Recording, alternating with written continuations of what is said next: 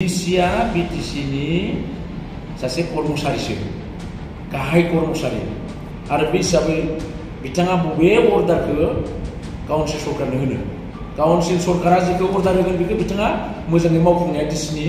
दायित्व। रिहन दैमारि बिथाङा बुंदों मोननै एबारनि एमपि इलेक्शनाव जुदि देरहायोब्ला मोननै सिटआवहा सानै एमपि देरहायोब्ला बिथांमोनाबो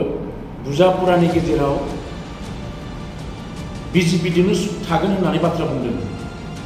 गावसोर साननायाबा राइट मालाय साननायाबा गोरोन्थि मोनसे खामानियानो गावसोर सानोबा राइट जायो मालाया सानोबा रं जायो। बबे मोनसे मानबता गियानाव दं बे बाथ्राया। बर'नि बाथ्राखौ बुंनो थाङोब्ला दुर्गादास बर'आथ' दावखाया दावराय जानाय एक नाम्बाराव। बर'नि बाथ्राखौ बुंनो थाङोब्ला दुर्गादास बर'आथ' दावखाया दावराय जानाय एक नाम्बाराव। ख्रिस्ट धर्मि रायजो राजाफोरखौ लानानै नैबे इलेक्शनाव बिखेखे बर' जायफोर बर' ख्रिस्ट सिबियारिफोर दङ बिथांमोनखौ बयबो खावलायबोदों जों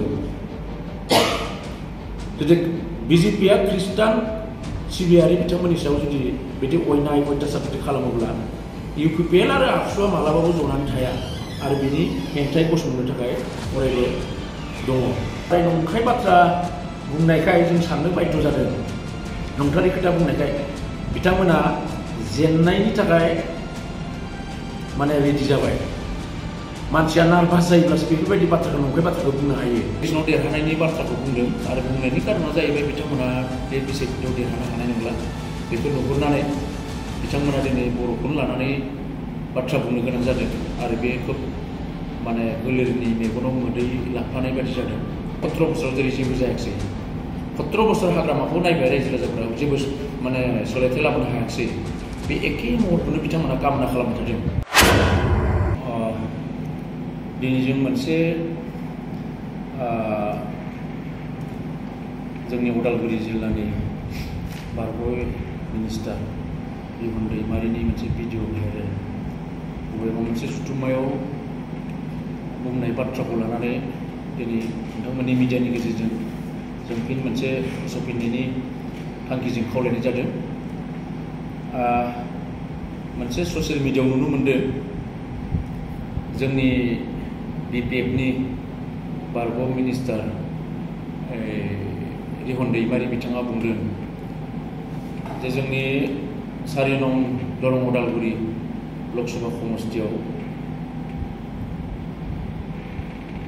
बिपिएफनि बिजाथि दुर्गादास बर'आ देरहानाया 90% होनना बुंदों आरो बे बर'नि थाखाय मोनसे स्कप सुबिदा होननानै बुंदों। बिथांमोना जि बाथ्रा बुंदों बे बाथ्रा बुंनायनि गेजेरजों बर'खौल' लानानै बे इलेक्शनाव देरहानायनि बाथ्राखौ बुंदों आरो बुंनायनि कारना जाहैबाय बिथांमोना बे बिसायख'थियाव देरहानो हानाय नंला बेखौ नुहुरनानै बिथांमोना दिनै बर'खौनो लानानै बाथ्रा बुंनो गोनां जादों आरो बे खोब माने गोलेरनि मेगनाव मोदै लाफानाय बायदि जादों। थांनाय 17 बोसोराव बिथांमोना गावसोरनो मिनिस्टार गावसोरनो काउन्सिल सरकार थासेयावबो बे बिसायख'थियाव गोबांबार बाहागो लाबोदों बेयाव देरहासार जानो हायाखै आरो मालाबाबो हानायनि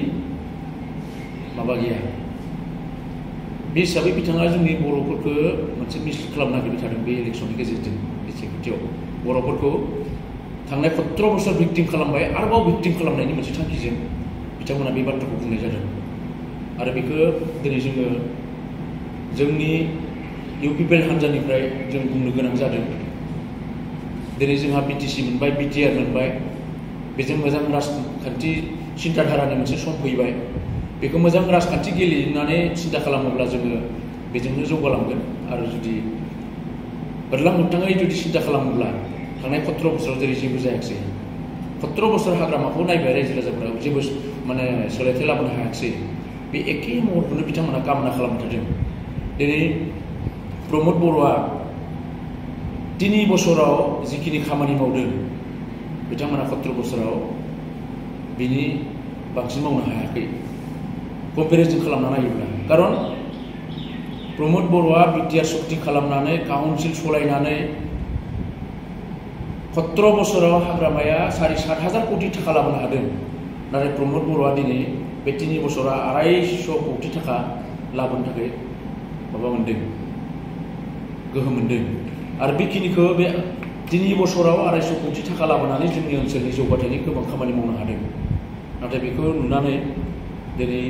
BPFनि दैदेनगिरि BPFनि मावथिफोरा मोनसे गिनाय फैदों आरो बेनिखायनो नंनाय नङि बाथ्रा बुंथिबाय थानाय बिथांमोना बुंदों जेरै प्रमोद बर'आ BTCनि माने 40टा डिपार्टमेन्टनि गेजेराव 15टा डिपार्टमेन्टखौ स्टेट गभर्नमेन्टनो गथायफिनबाय होननानै बुंदों सालायनो हायैखाय chief minister doctor Himanta Biswa शर्माया लांफिनबाय होननानै बुंदों बेबायदि बाथ्रा बुंनानै जोंनि बर' रायजो राजाखौ मोनसे गोनो गोथो खालामनानै बिथाङा सानदों नाथाय हाग्रामाया 17 बोसोराव जेरैबायदि जोंनि संबिधाननि BTCनि संबिधाननि जि मोनसे दाथाय बिनि सायाव जिखिनि खामानि मावनांगौ बेखौ मोजाङै खालामबोआखै खारन बे 16टा डिपार्टमेन्टखौ DCनो माने स्टेट गभर्नमेन्टनो हरना DCजों सालायजाबाय होननाय बाथ्राया नाथाय बेयो नंखाय बेयाव मोनसे सिस्टेमनि बाथ्राजों बुंनाय जादों मनिटरिं सोदोबखौ मनिटरिं खालामगोन DCआ खारन मोनसे जिल्लानि बिगुमाया DCआ आरो बे DCखौ आन्दोआव दोननानै हाग्रामाया 17 बोसोर सालायबोनायाव DCआ बे जिल्लायाव मा जादों मा मादों बे जिल्लाखौ बोरै मोजां खालामनांगौ बेनि बिबानखौ DCआ मोनबोआखैमोन आरो DCनो होनाय जायाखैमोन आरो बेनिखायनो बे 17 बोसोराव DCआ जेराव जिल्लानि मोनसे बिगोमा जिल्लानि जे गार्जेन बिथांबायदि मानसिया बेखौ नायनो मोनियाव 17 बोसोराव हाग्रामाया जेरैबायदि दुर्नीति खालामलांबाय एकमात्र DCखौ पावारनिफ्राय बा नायनो हानाय गोहोनिफ्राय गोजानाव दोननायावनो बेखिनि दुर्नीति खालामनो हानाय जादोंमोन नंगौ दिनै माने DCखौ बे 16टा डिपार्टमेन्टखौ नायनो होनायाव माबा मोनसे हेरेसमेन्ट मोनदों होननानै बुंब्ला UPPनि सोरबा ठिकादारा मोनदों सोरबा मावग्राया मोननो हादों खारन खामानिखौ मोजां मावनो थाखाय DCआ बाध्य खालामदों आरो बेनिखायनो हेरेसमेन्टखौ मोनदों होनना बुंबा दिनैनि गेजेराव हाग्रामाजों कम्पेयार खालामोब्ला हाग्रामानि ठिकादारजों कम्पेयार खालामोब्ला UPPनि ठिकादारफोरा खस्थ' मोनदों नंगौ ठिकादारफोरा खस्थ' मोनदों खिन्थु रायजोनि खामानि जादों रायजोनि मोजां खामानिया जादों आरो बेखायनो दिनै बे 17टा डिपार्टमेन्ट 16टा डिपार्टमेन्टखौ DCनो नायनो होनायनि थांखियानो जाबाय प्रमोद बर'ना जोंनि जौगाथाया जाहाथे मोजां जायो जोंनि फान्डफोरा मोजां प्रपार इउटिलाइज जायो बेखौ नाहरनानै बेखिनि दायित्वखौ होनाय जादों नाथाय डिपार्टमेन्टखौ हराखै बिथांमोना बहुद मिसा खोथा बुङो मालाबाबो माने दिसपुराव बे 16टा डिपार्टमेन्टआ थांफेराखै बेखौ बिथांमोना नंखाय बुंनानै जोंनि बर' रायजो राजाफोरखौ बिराद मोनसे मिस्टेक खालामनो नागिरनाय जादों नंगौ रायजो राजाफोरा जेला बुंबाय DCनो होनायाव बिराद उसुबिदा जादों मा जादों दिनैथ' काउन्सिलाव मोनसे रेजलिउसन लाबोनानै DCखौ नायनो होलिया बिदिब्ला होननाय मोनसे डिसिसन लानाय जाबाय आरो बेनिखायनो दिनै बे 16टा डिपार्टमेन्टआ BTCनि आखायावनो दङ माबोरैहाय माने मनिटरिं खालामनो हानाय जिथु मोनसे डिसिसनमोन रेजलिउसनमोन बेखौ उइथड्र खालामनानै दिनै काउन्सिलानो नायनो गोनां जाफिनबाय बेजों बेसेबां लाब जादों बेसेबां लस जादों बे समाजसो बुंसिगोन जों थांनाय 17 बोसोरखौ नायोबाथ' लस जादों रायजोफोरनि थाखाय लस जादों बे DCखौ बेयाव इनभल्भ खालामनाया खारन बेयाव सुक्तियावनो दङ BTCनि जिखुनु डेभेलपमेन्टआव जइन्ट सेक्रेटारि हिसाबै DCआ खामानि मावनो मोननायनि मोनसे बिटिआरनि दखलावनो दङ आरो बे हिसाबैनो दिनै बिथांनो बेखिनि दायित्वखौ होनाय जादोंमोन गतिके बे फंसे बाथ्राखौ लानानै बिथांमोना जेब्लाबो रायजो राजाखौ मिस्टेक खालामो 16टा डिपार्टमेन्टखौ आसामनो गथायफिनबाय BTCआव जेबो गैला होननाय खोथाया बेयो जोबोद माने दुखुनांथाव आरो मिनिथाव बे बिथांमोननि बुंनाय आरो बे समाव बिथाङा फोरमायदो जे DCनि अर्डार नङाब्ला BTR सरकारा मावनो हाया बे बिथांमोननि बुंनाय बे अफिसियेलि खोथा बेखौ जुदि बुंनो थांगोन होनना बुंब्ला गोबां खोथा बुंनो गोनां जागोन DCआ BTCनि सासे कर्मचारिसो गाहाय कर्मचारि आरो बे हिसाबै बिथाङा बबे अर्डारखौ काउन्सिल सरकारनो होनो काउन्सिल सरकारा जेखौ अर्डार होगोन बेखौ बिथाङा मोजाङै मावफुंनाया DCनि दायित्व आरो बे बिथांमोननि एसे खम गियानजों बुंनाय बाथ्रा बियो बिथांमोना अफिसियेलि जिखिनि गियान दङ बे खुब समाव खम आरो बेनिखायनो बिथांमोना बे बाथ्राखौ बुंबाय थायो लोगोसे जोंनि नैबे माबायाव BTCआव बिथांमोना बुङो जे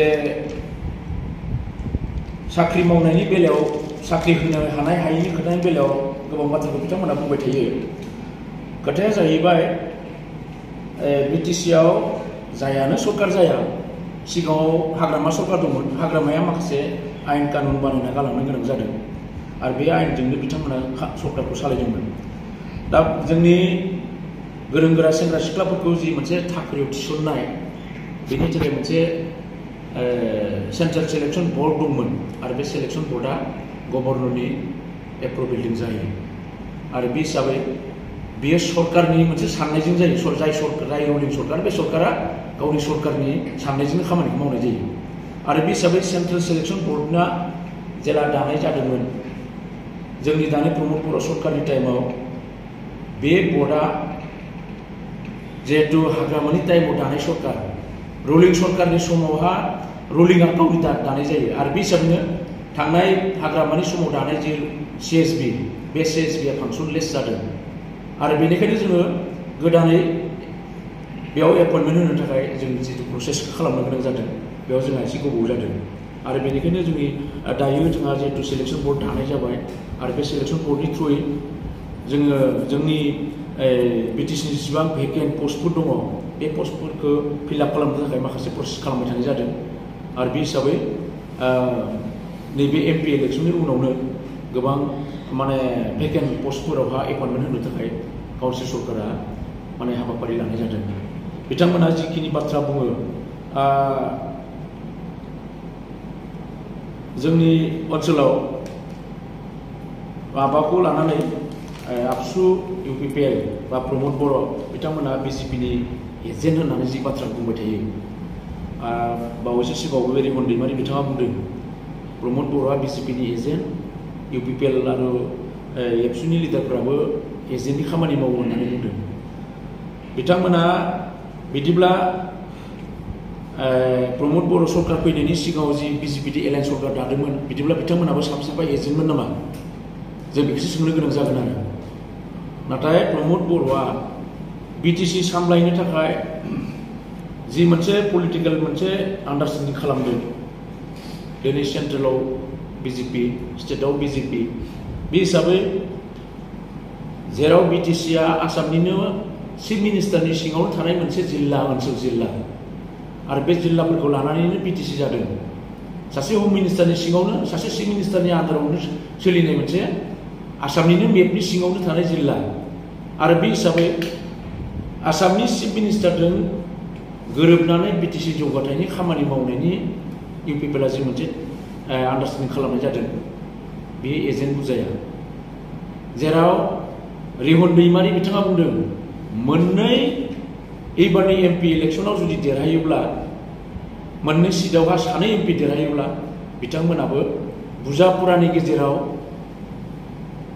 BJPजोंनो थागोन होननानै बाथ्रा बुंदों गावसोर साननायाबा राइट मालाय साननायाबा गोरोन्थि मोनसे खामानियानो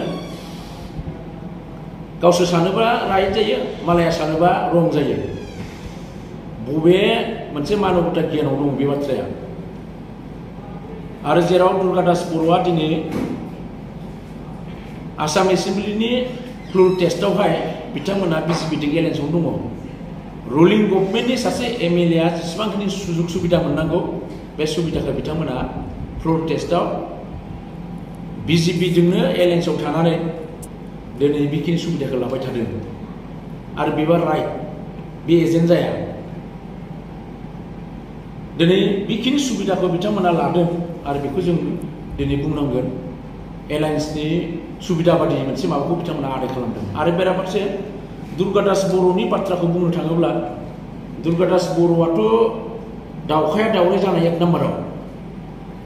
बिथाङा दावखाया दावराय जानाय मानसि आरो बिथाङा थांनाय 83, 88, 89आव जोंनि ओनसोलाव न' बां सावनायाव बिथाङा मेन रुल लानाय सासे व्यक्ति बे ओनसोलनि बर' रायजो राजाफ्रा दिनै बुंनांगोन जे दुर्गादास बर'खौ होनो थाखाय बिथांमोना बर'निनो पलिटिक्स बर'खौ लानानैनो पलिटिक्स खालामदों आरो बर'फोरा कुनु पद्धे दुर्गादास बर'नो भट होथावा जुदि बर'नि जातियताबादि सेन्टिमेन्ट दंब्ला बर'खौ अनोब्ला बर'खौ मोजां मोनोब्ला BTCखौ जुदि मोजां मोनोब्ला दुर्गादास बर'नो कुनु प्रति बर' मानसिफोरा गांसेबो भट होनो थाखाय माने सानजावा बेबायदि बेक्ति आरो दिनै बिथांमोना बेबायदि मानसिखौ लानानैनो बर' दानायनि खोथा बुंदों आरो थारै जुदि दुर्गादास बर'आ दिनैनि दिनाव जुदि बेखिनि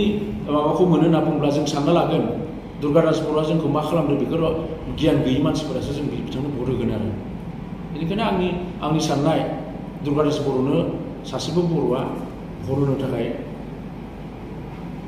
सानजाथावा आरो दिनै माने रिहन दैमारि बिथाङा बुंदों भुम आन्डारस्टेन्डिं खालामनाय जादों बे एजेन्ट बुजाया जेराव रिहन दैमारि बिथाङा बुंदों मोननै एबारनि एमपि इलेक्सनाव जुदि देरहायोब्ला मोननै सिटआवहा सानै एमपि देरहायोब्ला बिथांमोनाबो बुजापुरानि गेजेराव बिजेपिजोंनो थागोन होननानै बाथ्रा बुंदों गावसोर साननायाबा राइट मालाय साननायाबा गोरोन्थि मोनसे खामानियानो गावसोर सानोबा राइट जायो मालाया सानोबा रं जायो बबे मोनसे मानबता गियानाव दं बे बाथ्राया आरो जेराव दुर्गादास बर'आ दिनै आसाम एसेम्ब्लिनि फ्लुर टेस्टआवहाय बिथांमोना बिजेपिजों एलायन्सआव दङ रुलिं गभर्नमेन्टनि सासे एमएलएआ जेसेबांखिनि सुजुग सुबिदा मोननांगौ बे सुबिदाखौ बिथांमोना फ्लुर टेस्टआव बिजेपिजोंनो एलायन्सआव थानानै दिनै बेखिनि सुबिदाखौ लाबाय थादों आरो बेबा राइट बे एजेन्ट जाया दिनै बेखिनि सुबिदाखौ बिथांमोना लादों आरो बेखौ जों दिनै बुंनांगोन एलायन्सनि सुबिदा बादि मोनसे माबाखौ बिथांमोना आदाय खालामदों आरो बेराफारसे दुर्गादास बर'नि बाथ्राखौ बुंनो थाङोब्ला दुर्गादास बर'आथ' दावखाया दावराय जानाय एक नाम्बाराव बिथाङा दावखाया दावराय जानाय मानसि आरो बिथाङा थांनाय 83, 88, 89आव जोंनि ओनसोलाव न' बां सावनायाव बिथाङा मेन रुल लानाय सासे बेक्ति बे ओनसोलनि बर' रायजो राजाफ्रा दिनै बुंनांगोन जे दुर्गादास बर'खौ भट होनो थाखाय बिथांमोना बर'निनो पलिटिक्स बर'खौ लानानैनो पलिटिक्स खालामदों आरो बर'फोरा कुनु पद्धे दुर्गादास बर'नो भट होथावा जुदि बर'नि जातियताबादि सेन्टिमेन्ट दंब्ला बर'खौ अनोब्ला बर'खौ मोजां मोनोब्ला बिटिसिखौ जुदि मोजां मोनोब्ला दुर्गादास बर'नो कुनु पद्धे बर' मानसिफोरा गांसेबो भट होनो थाखाय माने सानजावा बेबायदि बेक्ति आरो दिनै बिथांमोना बेबायदि मानसिखौ लानानैनो बर' दानायनि खोथा बुंदों आरो थारै जुदि दुर्गादास बर'आ दिनैनि दिनाव जुदि बेखिनि माबाखौ मोनो होनना बुंब्ला जों सानना लागोन दुर्गादास बर'आ जोंखौ मा खालामदों बेखौ गियान गैयि मानसिफोरासो जों बिथांनो भट होगोन आरो बेनिखायनो आंनि साननाय दुर्गादास बर'नो सासेबो बर'आ भट होनो थाखाय सानजाथावा आरो दिनै माने रिहन दैमारि बिथाङा बुंदों भुमकानि बर' आइजोफोरनि रेप केसखौ लानानै बिथांमोना बाथ्रा बुंबाय थादों दिनैनि सरकारा प्रमद बर'नि सरकारा बिनि प्रति सिम्पेथि गैया होननानै बाथ्रा बुंदों बिथाङा जों सोंगोन थांनाय 17 बोसोराव खैबार रायखांखो भुमकानि रेप केसनि आइजोफोरनि थाखाय मा सिम्पेथि होखो बिथांमोना क्लियार खालामनाया मोजां भुमकानि आइजोफोरखौ लानानै बर' जातिनि दुखुगोनां मोनसे जारिमिनखौ लानानै बिथांमोना बे पलिटिक्स खालामनो नागिरदों बे बेसेबां गनायथाव जों खावलायो बिथांमोना भुमकानि केसखौ लानानै खनबेसे भुमका सोदोबखौ रायखांखो दिनैनि बे इलेक्सन समावहाल' भुमकानि नाम लानानै खोथा बुंनाया जोंनि थाखाय दुखु गोनां आरो बेबायदि बाथ्रा बुंनानै बिथांमोना दिनै जोंनि गेजेराव मोनसे गुलुं गुजुं खालामनो नागिरनायखौ जों नुनो मोनदों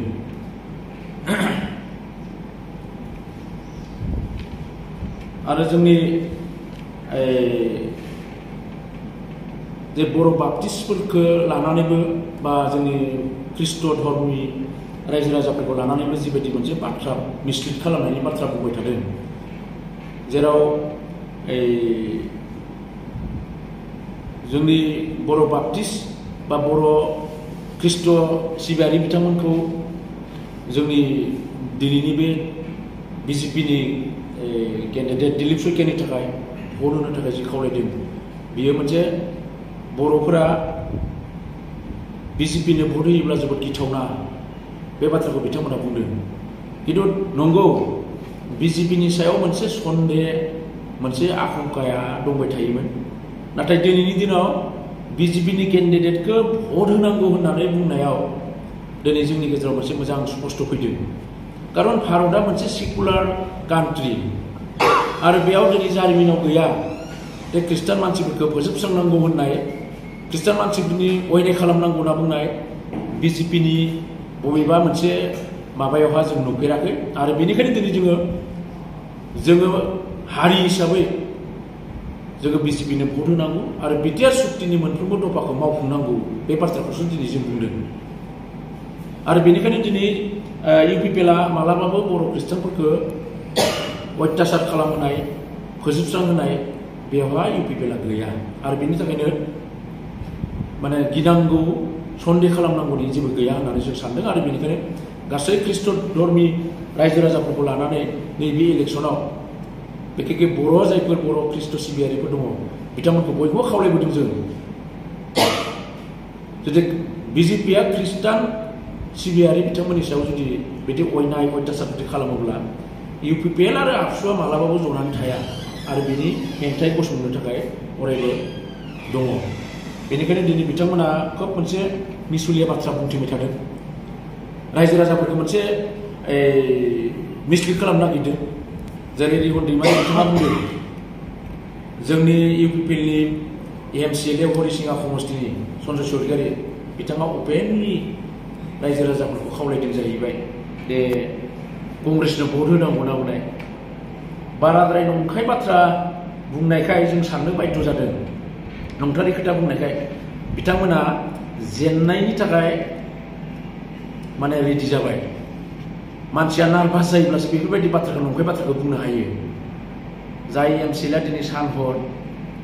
दिलीप सरकारनो भट होनांगौ होनना खामानि मावबाय थादों जों एकेलगे पार्टी हिसाबैनो आरो बिथाङा जिखिनि मिसा बाथ्रा बुंदों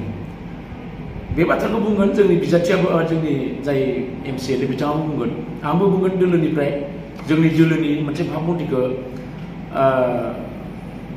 नष्ट खालामनो थाखाय बिथाङा बुंदों नाथाय बेबादि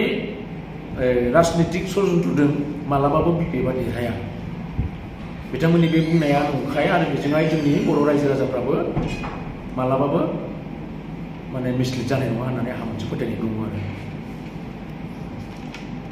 मोनसे गोजोनथाव खौरां नोंथाङा नोंथांनि न'खौ समायना रमायना जोंख्लाब माख्लाब खालामनो गोसो दं नामा थारैनो नोंथाङा नोंथांनि न'खौ समायना रमायना साजायनो गोसो दंब्ला नोंथांमोननि थाखाय बिजनेस बेन्स प्रडाक्ट्स कम्पानिया गोजोनथाव खौरां लानानै फैदों गोदान बोसोर रंजालि बैसागु फोरबोजों लोब्बा लाखिनानै बेन्स प्रडाक्ट्स कम्पानिया नोंथांमोननि थाखाय अफार होनाय जादों चिरां जिल्ला बेंटल गेट 27 राजा लामानि एबा सिबिथाय लामानि साखाथियाव नोंथांनि न'खौ समायना रमायना खालामनो गोसो जानाय रायजो राजाफोरनि थाखाय बिजनेस बेन्स प्रडाक्ट्सआ लानानै फैदों गोजोनथाव खौरां पलिग्रेनाइट WPC एबा PVC wooden flooring wallpaper steel roofing soffit ceiling बायदि गाबनि न' साजायग्रा खम बेसेनावनो नोंथांमोना बायनानै लांफैनो हागोन बेनि अनगायैबो नोंथाङा गोबां बाथ्रा मिथिनो थाखाय नैबे 8474015053 जानबुं नम्बरनि गेजेरजों नोंथाङा फन खालामनानै मिथिनो हागोन